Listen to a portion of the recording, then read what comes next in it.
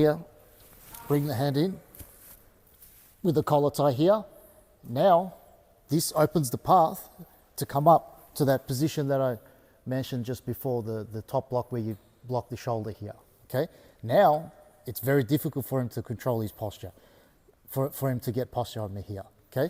You can see, even if I bring the arm across and I hold on to it with two arms, it's going to be very difficult to control his posture here. He's going to know what's up, back up here and take his arm out, okay? So once I take momentary control of the arm, I get to the collar tie here.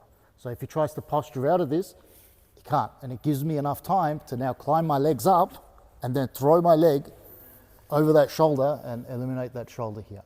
You can see now I'm pretty much halfway to an armbar. If he doesn't defend himself in any way here, this is the one arm that I'm targeting. Usually, he's going to hide that arm. If he doesn't, you can finish him right here. Or just bring the leg over and you can finish him right here. But most people will hide that arm.